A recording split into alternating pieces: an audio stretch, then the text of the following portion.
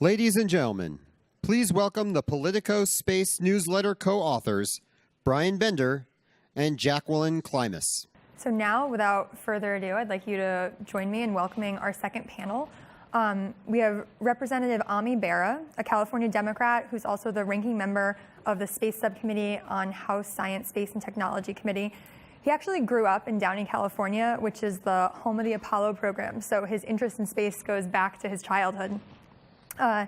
Next, we have Representative Randy Hultgren, a Republican from Illinois, who's also a member of the House's Science, Space, and Technology Committee and is co-chair of the STEM Education Caucus. Shortly after he was first elected to Congress, he was actually at the last launch of the Discovery Space Shuttle, which is the one that Vice President Mike Pence stood in front of at the first National Space Council meeting out at the Udvar-Hazy Museum. And last but not least, Dr. Marilyn Dittmar, who is the president and CEO of the Coalition for Deep Space Exploration.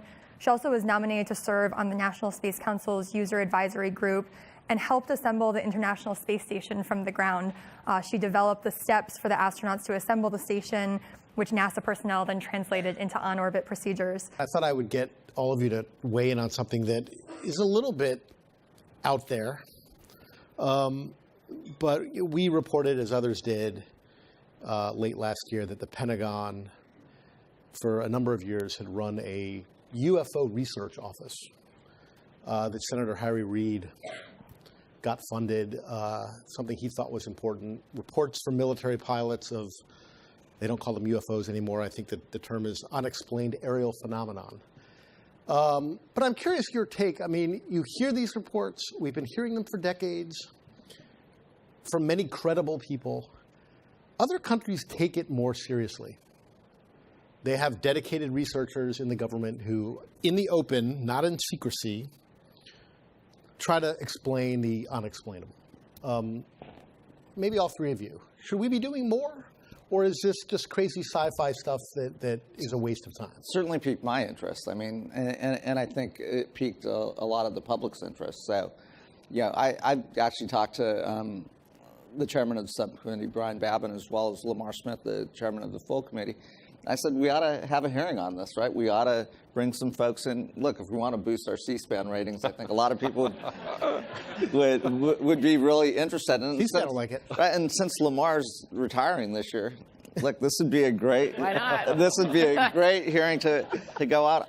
Look, I think it's fascinating. You know, we don't know what these phenomenon are. Obviously, it was important enough to allocate some funds, and we ought to talk about what we can talk about openly. Yeah, I think it's agree that it definitely piques interest, gets people engaged. I don't think it should be the priority of our focus, but certainly we want to get answers to a lot of things that we don't understand, and these are one of those areas that we just don't understand.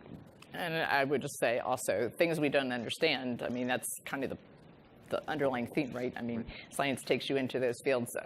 Engineering does, technology does, exploration does. I mean, it all takes you into those fields. And if there really are things buzzing around in the skies that we don't understand, then I think we definitely need to take a look at it. But with regard to the actual allocation of resources, I haven't actually looked at that question, so I have no idea. I'll toss that back to my colleagues here.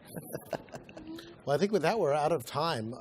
Thank you very much to our distinguished panel. Thank you all for participating.